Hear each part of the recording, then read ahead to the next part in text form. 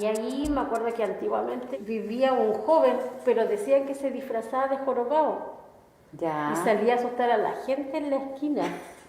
O por ser aquí habían hartas pasadas para subir para Aníbal Pinto para el colegio. Si no, a veces lo íbamos por los tubos, bajábamos directo a Tucapel para abajo y por arriba los tubos pasábamos. Ay, ¿subió alguna vez Sí, por el tubo? sí, ¿Caminó por el sí. tubo? Nosotros subíamos porque lo malo que aquí tenía la población antigua es que había mucha agua, humedad.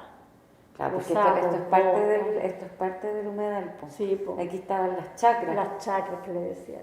¿Y cuándo empezó como a desaparecer ese pedazo? Como que ya desaparecieron las chacras. Cuando ya la gente empezó a llegar, más gente aquí, empezaron a rellenar ellos mismos por sus medios, si no, la municipalidad empezaba a dar los datos que había terreno para toma.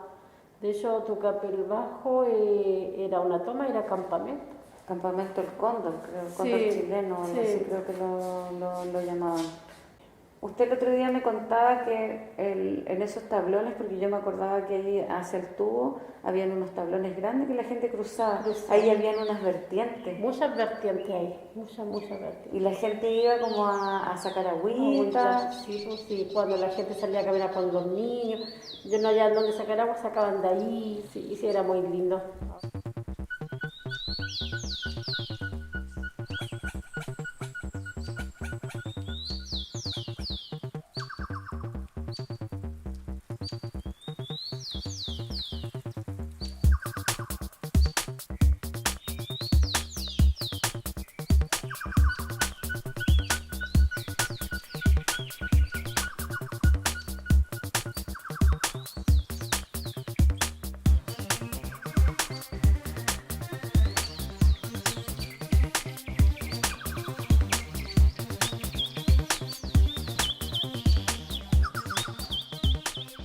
Estábamos conversando recién Barrio Norte, los nombres locales, Barrio La Pampa, ya se llama este lugar. Y estamos en la parte alta, digamos, de aquí hacia atrás se puede ver el humedal. ¿En qué año llegaste acá a este Yo acá barrio? llegué el 71, puede ser. ¿Y de esos años tienes algún recuerdo como del paisaje del humedal o como del sector aledaño aquí?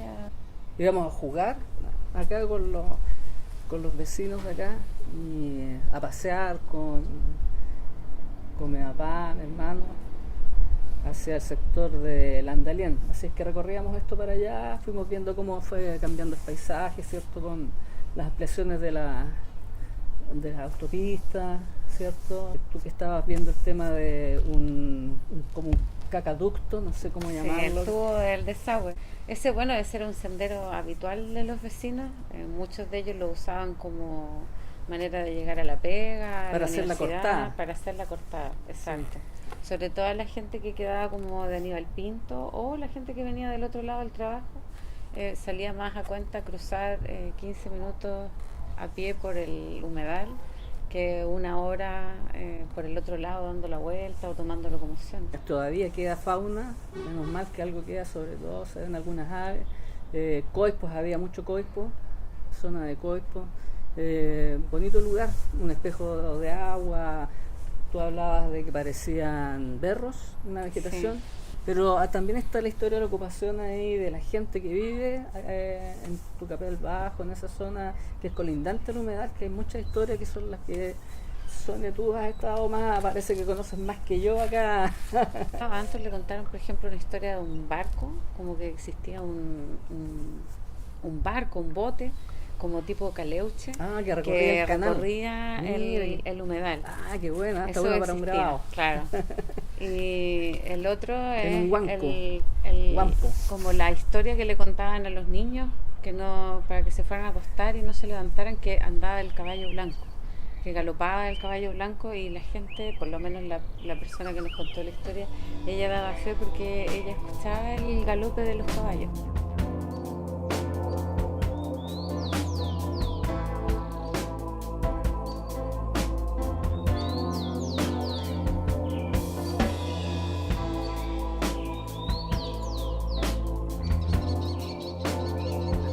la litografía es una técnica que trabaja en torno a la química de rechazo del agua y el aceite. Por lo tanto, los materiales de dibujo, los materiales tradicionales de dibujo de la litografía son materiales en base a elementos grasosos. Yo reemplacé, porque estoy tratando de trabajar con procedimientos menos tóxicos, estoy reemplazando ese material graso por materiales que saturan menos la placa y que no son grasosos. Por ejemplo, los Sharpie, la tinta al alcohol, los plumones permanentes, el tóner usado. Esos materiales no se retiran de la placa y permite que yo pueda trabajar sin solventes derivados del petróleo. En este grabado ya está impresa, digamos, las diversas capas. Imprimí anterior los relatos de la gente y la mayoría de los relatos del humedal tratan sobre este punto específico, que es el tubo y esa huella que se hizo al caminar la gente alrededor de del tubo que atraviesa desde Aníbal Pinto a Paicaví.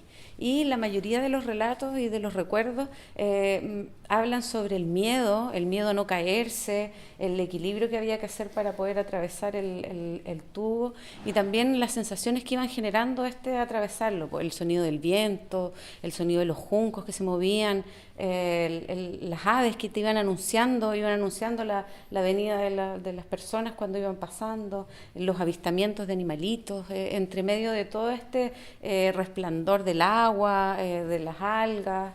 Entonces la última capa es un poco eso, el retratar este recuerdo, esta acción, este relato de la gente caminando arriba del tubo y atravesando, digamos, este espacio natural que era un lugar de paso en realidad, pero que a la mitad te topabas con esta maravilla de aves, juncos, todo el pajonal y toda la vida que significaba pasar por él.